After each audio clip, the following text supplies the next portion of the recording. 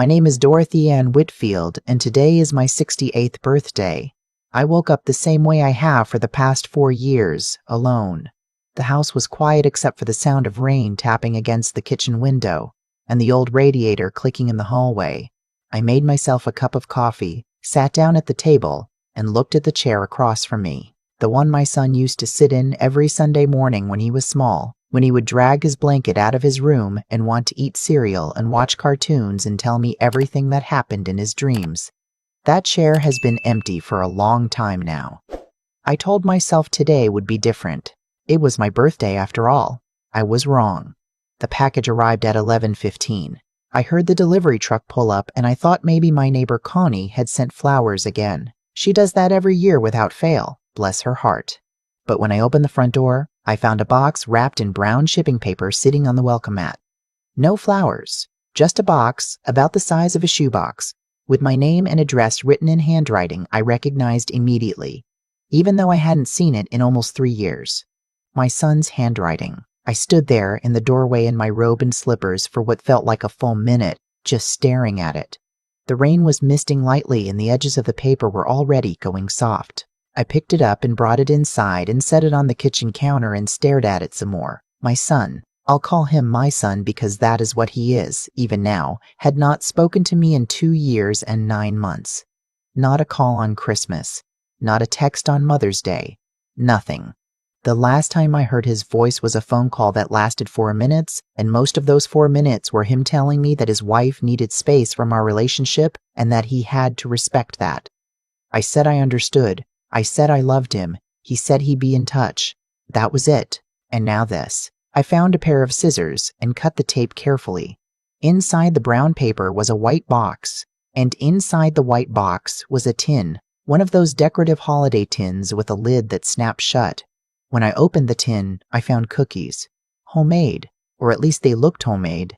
Oatmeal with what appeared to be dried cranberries and chocolate chips. There was a small card tucked under the lid. It said, "Happy birthday, Mom. Thought of you. T." T for Thomas. My son. I read that card 3 times. Thought of you. Not I miss you. Not I'm sorry. Not can we talk? Just thought of you. Like I was something that crossed his mind the way you think about a song you used to like or a restaurant that closed down. Something from before. I set the card on the counter and looked at the cookies. They smelled fine.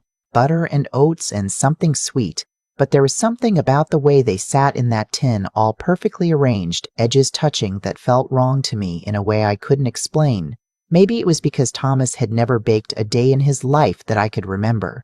When he was a teenager and I tried to teach him to make banana bread, he lasted about 6 minutes before he wandered off to play video games. His wife, on the other hand, she baked constantly. She made elaborate layer cakes and French pastries and took photos of everything for her social media. She was the baker in that house. I thought about that, and then I closed the tin. I called my neighbor Connie around noon.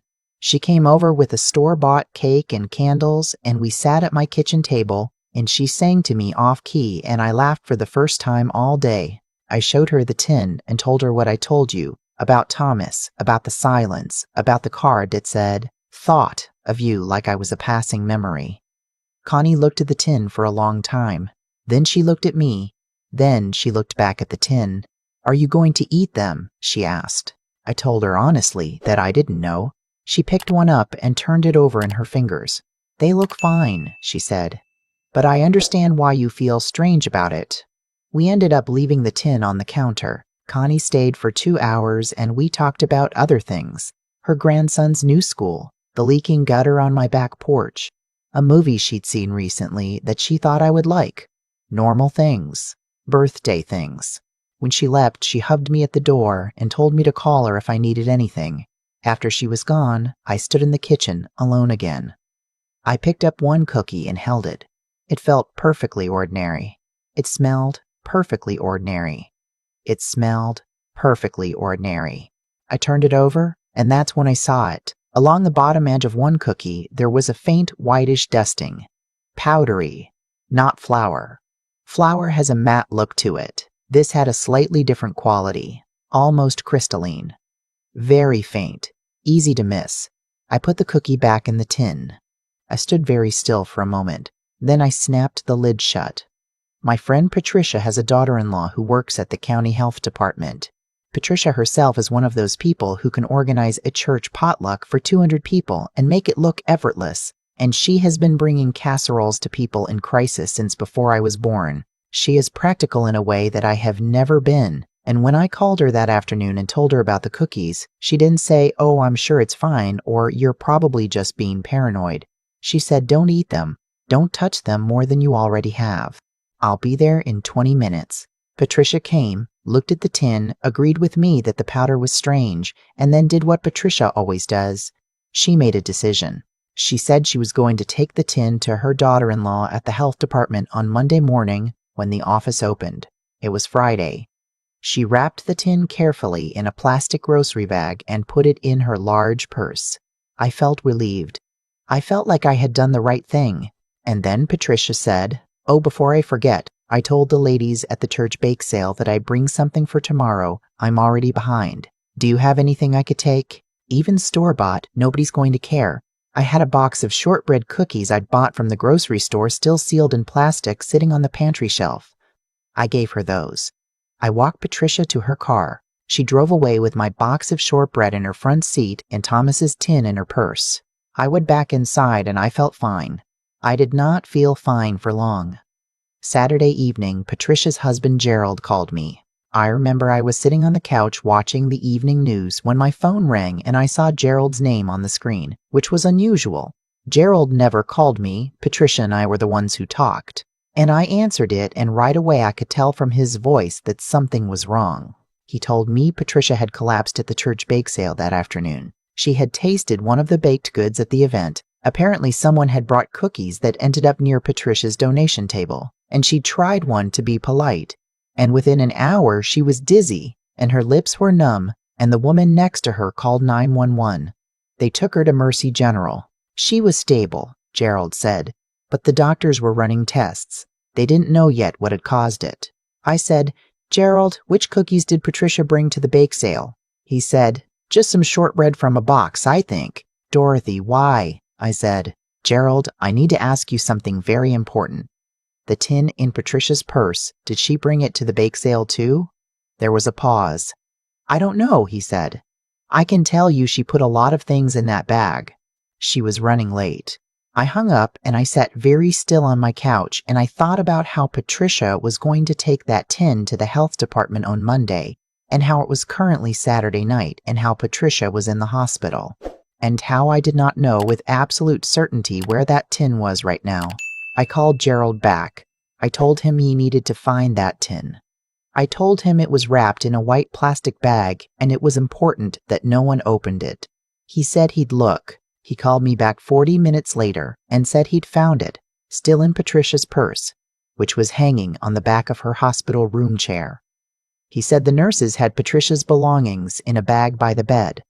The tin was there, unopened.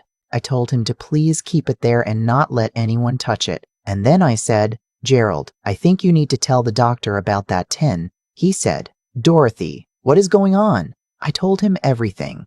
The doctor called me at 9 o'clock that night. She was measured and professional and asked me very specific questions. When did I receive the tin? From whom? Had I eaten any? Had anyone else eaten any? Could I describe the substance I saw on the cookies?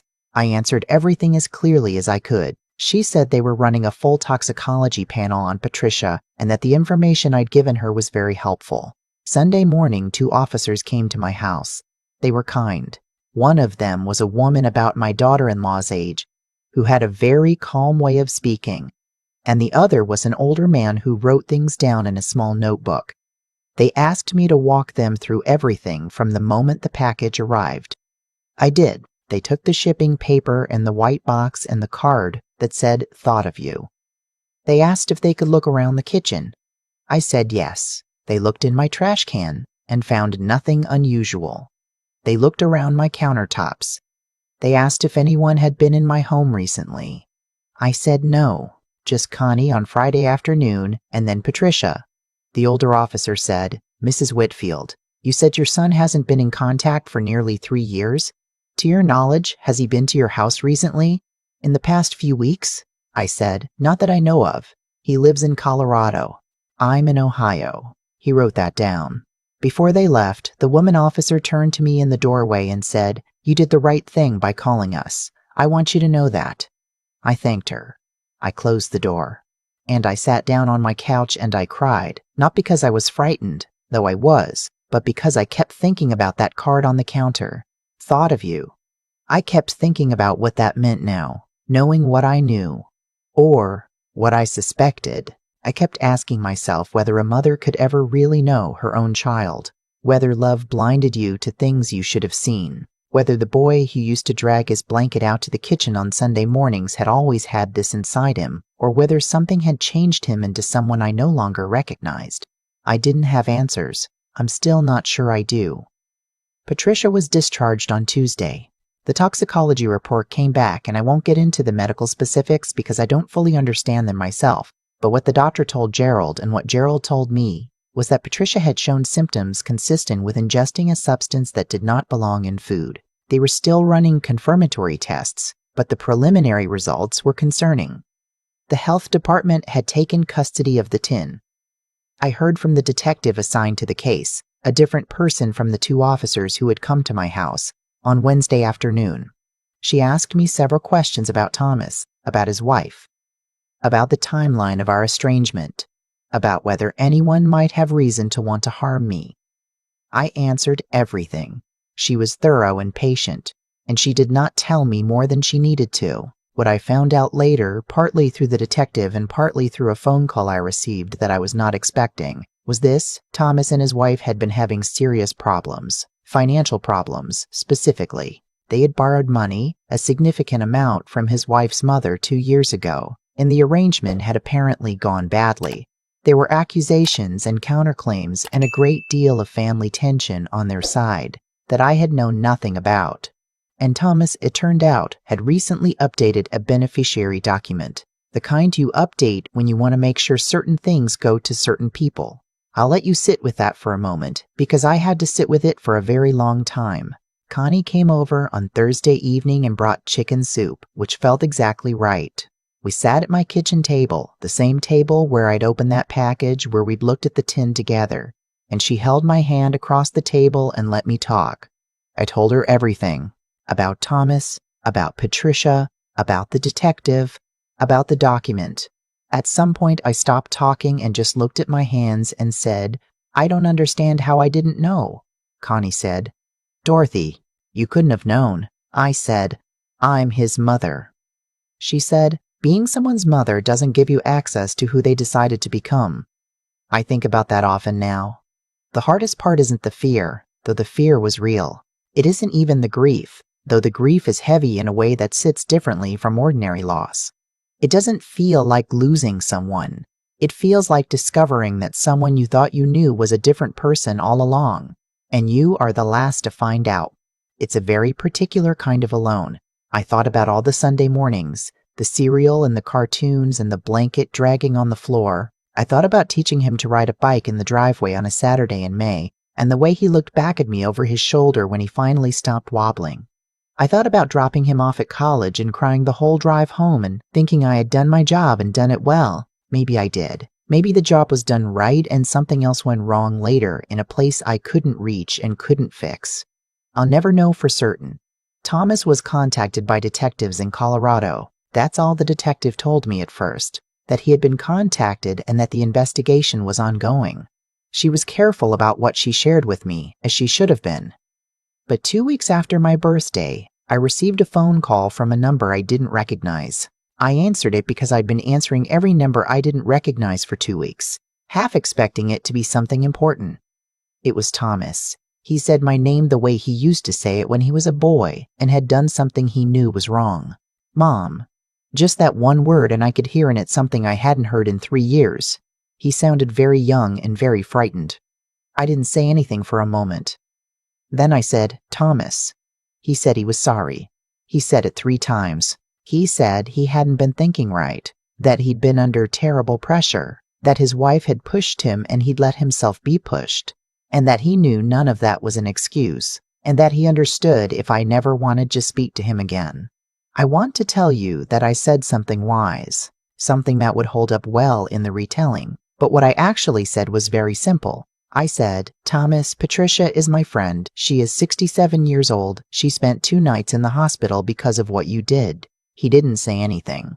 I said, you need to cooperate fully with the police. You need to tell them everything. And you need to understand that whatever happens next, you brought it on yourself, and I will not be able to protect you from it. He said, I know. I said, I love you. I have always loved you.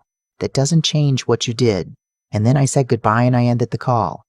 I sat there for a long time after that. The house was quiet. The radiator clicked in the hallway. I thought about whether love was supposed to feel different than this, whether it was supposed to be warmer and softer and easier. But I have lived 68 years, and I've learned that love is not always warm. Sometimes love is the hardest thing you've ever said to someone. Sometimes love is telling the truth to someone who doesn't want to hear it. Sometimes love is not saving a person from the thing they earned. I don't know what will happen to Thomas. The legal process moves slowly, and I've been told it could be months before anything is resolved. Patricia is fully recovered, thank God. She came over last week and we had coffee, and she brought her famous lemon pound cake, and we sat at my kitchen table and talked for 2 hours like we always have. She hasn't said a word about forgiving anything or not forgiving anything. She just came over and brought cake. That's who Patricia is. I put new flowers in the vase on my windowsill. Tulips. Yellow. I cleaned out the front closet, something I'd been putting off for almost a year. I signed up for a watercolor class at the community center that starts in 3 weeks. Small things. The kind of small things you do when you are trying to rebuild the ordinary around a hole that someone left behind. I still think about that chair across from me at breakfast.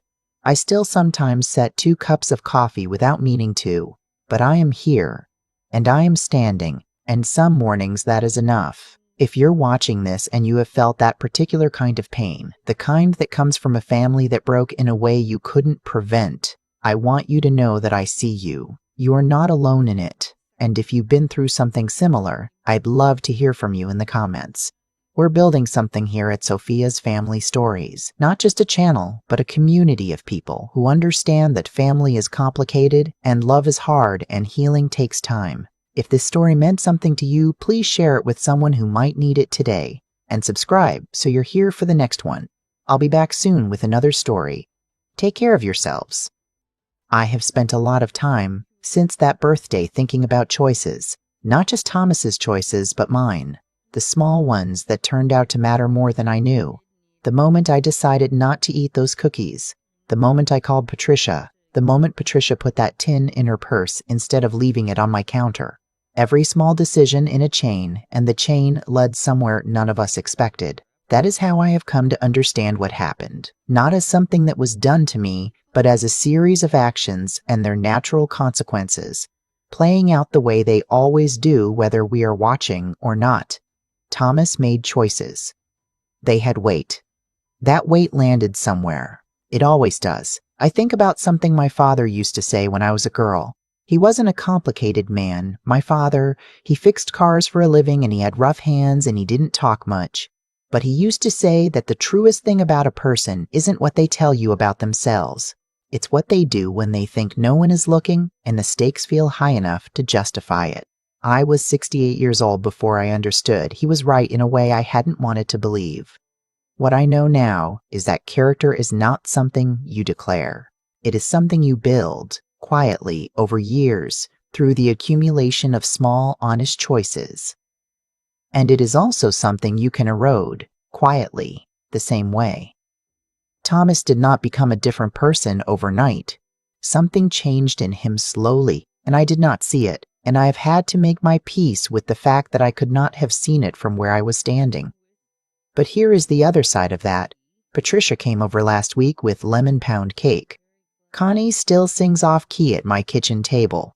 The detective who sat across from me in my living room was thorough and decent and took me seriously. These people, their choices also had weight. Their weight also landed somewhere. It landed here, in the form of me still standing.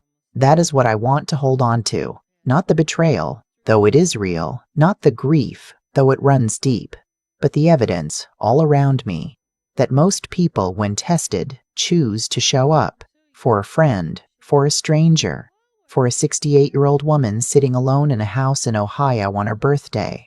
I did not rescue myself from this. I was rescued in small, quiet ways by people who made good choices when it mattered, and I think that is the truest argument I know for living with integrity. Not because it protects you from everything, but because it builds around you, over time, a community of people who will carry you when you cannot carry yourself. I am still here. I am still standing. And I am grateful, not in spite of what happened, but alongside it. That is enough for today.